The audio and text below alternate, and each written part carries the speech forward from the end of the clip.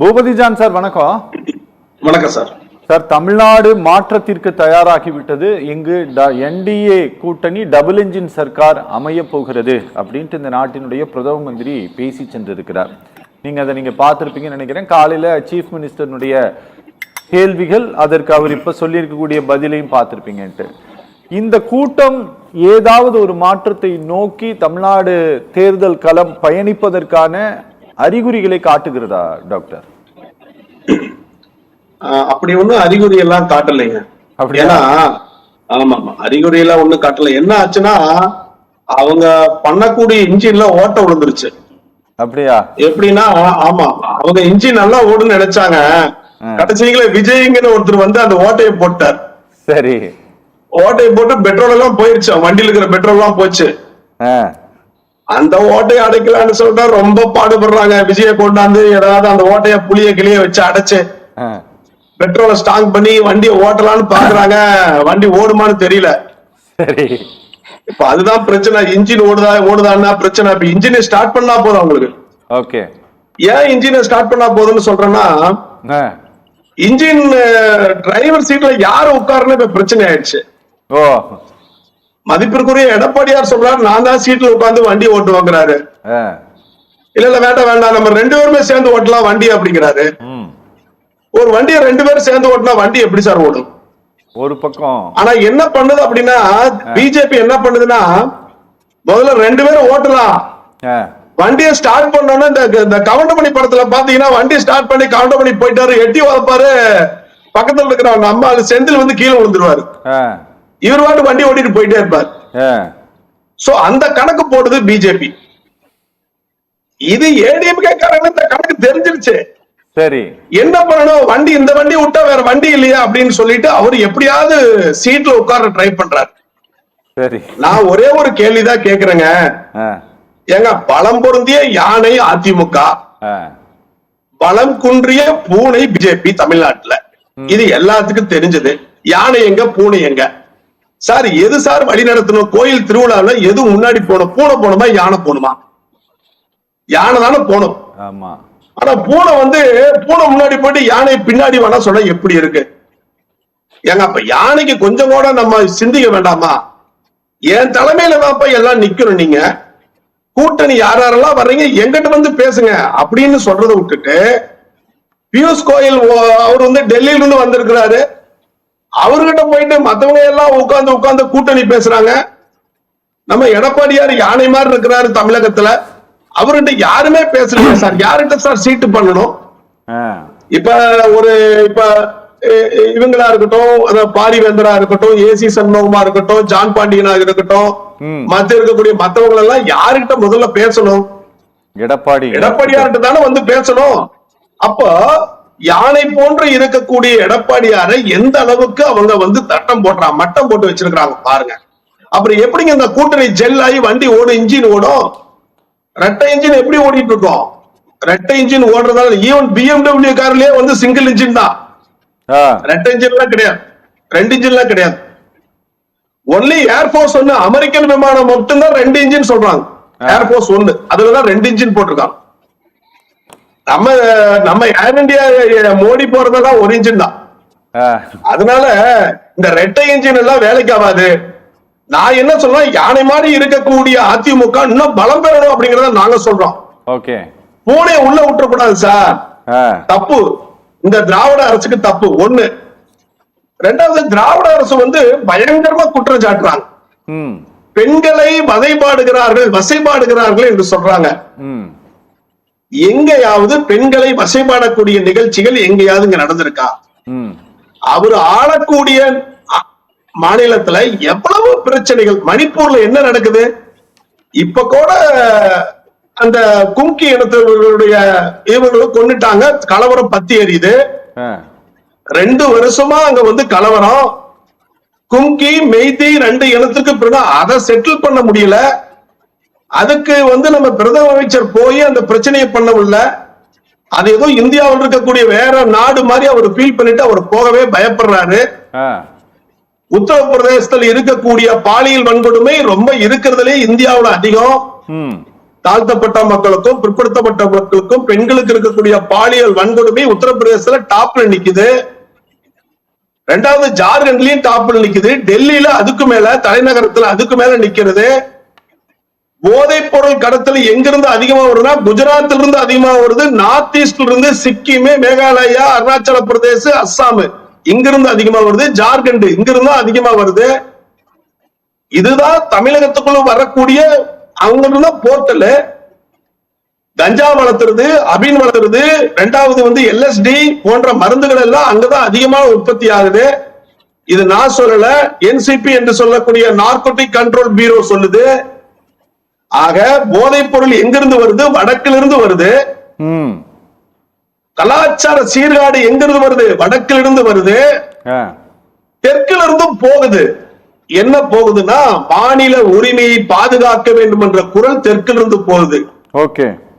பொம்மை அரசான ஆளுநரை தூக்கி எறிய வேண்டும், இந்த நாட்டுக்கு நல்லதல்ல என்ற கருத்தியில் போகுது. ஒவ்வொரு மாநிலத்திற்கும் அந்த மாநில மொழிகள் பாதுகாக்கப்பட வேண்டும், இந்தியை திணிக்க கூடாது, இந்தியை திணித்து ஒற்றையாட்சி முறை கொண்டு வரக்கூடாது என்ற கருத்தியல் போகுது. நாட்டினுடைய வளர்ச்சி போகுது. எல்லாருக்கும் எல்லாம், அனைவரும் முன்னேற வேண்டும் என்கிற உணர்வு போகிறது.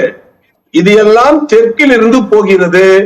வடக்கில் இருந்து எது வருகிறது என்று நம்மளுக்கு நல்லாவே தெரிஞ்சு போச்சு. ஆக நம்ம இவரு மோடி அவர்கள் பேசின பேச்சு, அதுல நீங்க பாத்தீங்கன்னா அதுல மொழிபெயர்ப்பு இருக்கிறாரு. யாருமே கைதட்டல. அவரு சொல்றாரு கைதட்டுங்க கைதட்டுங்க. நான் டிவியில பாத்துட்டு இருந்தேன், நானாவது கைதட்டினா நான் தான் கைதட்டினேன். நல்ல வேளை நம்ம கைதட்டுறதுங்க கேட்காம போயிடுச்சு. அப்போ மொழிபெயர்ப்பாளர் சொல்றாரு கைதட்டுங்க கைதட்டுங்க. பாவம் அந்த மோடிக்கு ஒரு கைதட்டாச்சு என்ன? அதனால அதிமுக காரங்க கூட கைதட்டல, அப்படியே போக்கஸ் பண்ணிட்டு இருந்தாங்க, பாத்துக்கிட்டு தான் இருந்தோம். ஆக மோடி பேசின பேச்சிலே விரக்தி இருக்கிறது. அதில் எப்படியாவது இந்த திராவிட மாடல் அரசை கலட்டி விட்டு அதிமுக என்ற போர்வைக்குள் நுழைந்து அதிமுகவையும் கலட்டி விட்டு தான் மற்ற மாநிலத்தில் செய்யக்கூடிய சித்து வேலையை இங்க செய்யலாம் என்கிற நினைப்பு இருக்கிறது. அந்த நினைப்பு இங்க எடுபடாது. திராவிடம் தலைத்து நிற்கும் என்பதை நான் சொல்லிக்கிறேன். நாம பேசலாம் sir. Doctor Boopathi John sir, 80 ரயில் நிலையங்களை அம்ரித் ரயில் நிலையங்கள் புனரமைத்திருக்கிறோம் நாங்க. கிட்டத்தட்ட கடந்த 11 ஆண்டு கால ஆட்சியில் இந்த யூபிஏ ஆட்சி காலத்தில் ஒரு மாநிலத்திற்கு, தமிழ்நாட்டிற்கு வழங்கப்பட்ட நிதியை விட 3 மடங்கு கூடுதலாக 11 லட்சம் கோடி ரூபாயை நாங்கள் வழங்கி இருக்கிறோம். 6 கோடி பேர் முத்ரா லோன் மூலமாக கடன் பெற்றிருக்கிறார்கள். ரயில் திட்டங்கள், பல ரயில் திட்டங்கள் கொண்டு வந்திருக்கிறோம். இப்படி பல என்னென்ன செஞ்சிருக்கிறோம் அப்படிங்கறதையெல்லாம் பிரதமர் பட்டியலிட்டு சென்றிருக்கிறார். எங்க கவர்மெண்ட், எங்களுடைய டபுள் என்ஜின் கவர்மெண்ட் அமைந்தால் என்ன செய்ய போறோம்ட்டு அவர் ஒன்னும் பெருசாலாம் ஒன்னும் சொல்லல. ஆனா இந்த டபுள் என்ஜின் சர்க்கார் தான் இங்க அமைய போகிறது அப்படின்ட்டு அவர் சொல்லி சென்றிருக்கக்கூடிய அந்த செய்தி அப்படிங்கிறது, அது அதிமுகவிற்கு வலுவாக சொல்லி சென்றிருக்கிறாரா பிரதமர்? 2 விஷயங்க. ஒன்னும் சகோதரி அவர்கள் விஜயதாரணி சொன்னாங்க, அடுக்கி வச்சாங்க. 3 லட்சம் கோடி கொடுத்திருக்கிறோம். ரெண்டாவது ரயில்வேல இவ்வளவு நிலையங்கள் அனுப்பிச்சிருக்கிறோம், இவ்வளவு திட்டங்கள்லாம் செஞ்சிருக்கிறோம் அப்படின்னு. அடிப்படையில ஒரு கேள்வி, ஏங்க எங்க கிட்ட இருந்து நாங்க ஒரு 1 கோடி கொடுத்தா நீங்க எங்களுக்கு 27 லட்சம் திருப்பி தர்றீங்க. நாங்க கொடுக்கறது 1 கோடி, எங்க இருந்து வருது காசு உங்களுக்கு? ஒன்றிய அரசில் இருந்து மாநிலத்துக்கு கொடுக்கக்கூடிய நிதி வருவா காசு கொடுக்குறீங்களே, அந்த திட்டம் செஞ்ச இந்த திட்டம் செஞ்சேன்னு யாரு கொடுத்தா உங்களுக்கு காசு? அடிப்படையிலே சொல்ல போனா நாங்க, நீங்க ஒன்றிய அரசில் இருந்து கொடுக்குறீங்கல்ல இந்த திட்டங்கள் எல்லாம் சேர்த்து மீதி இருக்கக்கூடிய வட மாநிலத்தில் இருக்கக்கூடிய 3 மாநிலத்துக்கு படி அளக்குறோம். நாங்க 100 கோடி கொடுத்தா, நாங்க 1 கோடி கொடுத்தா நீங்க 27 லட்சம் தான் தர்றீங்க. புரிஞ்சுதுங்களா? அப்ப மீதி இருக்கிற காசுல எங்க கொடுக்குறீங்க? உத்தரப்பிரதேசம், குஜராத், ஜார்க்கண்ட் இந்த மாதிரி மாநிலத்துக்கு கொடுத்து மத்த மாநிலத்துக்கு படி எடுக்கக்கூடிய நிலைமையில் இருக்கக்கூடிய தமிழ்நாடு.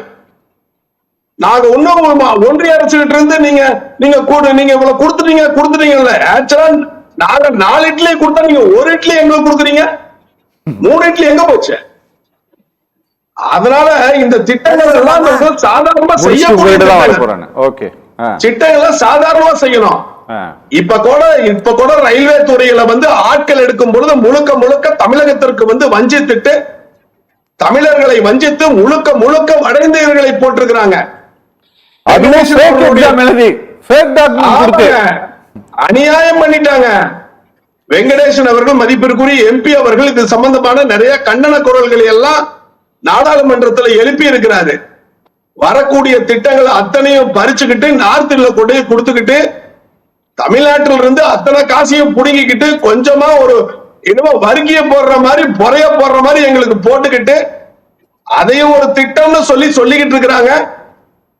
நான் ஒண்ணு சொல்றேன், நாங்க காசு கொடுக்கல, எங்களுக்கு எதுவும் பண்ண வேண்டாம். எப்படி இருக்கு?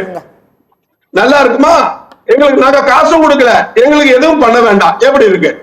நாங்க பண்ணிக்கலாமா? அப்படி அதனால சார் அது பண்ண முடியாது, தெரியல. இல்லடா, அதுதான் சொல்ல வரேன். இல்லடா, தனிநாடுல. அதனால சொல்ல வர்றோம். எப்படின்னா இருக்கீங்க நீங்க இந்தியரா? இந்தியர் தான். இப்ப அதிகம் தூக்கிட்டீங்களே. எஸ்ஐஆர் ஒரு சாதாரண மக்கள் இந்திய குடிமகன் உறுதி செய்யறதுக்கே அத்தனை ஆவணங்களையும் எல்லாத்தையும் கொடுத்துட்டு போராடிட்டு இருக்கிறான். சரி சரி, அதுதான் தனிக்கதை. எந்த ஆவணமும் தேவையில்லைன்னு சொல்லிட்டாங்க, சுப்ரீம் கோர்ட்டே சொல்லிருச்சு.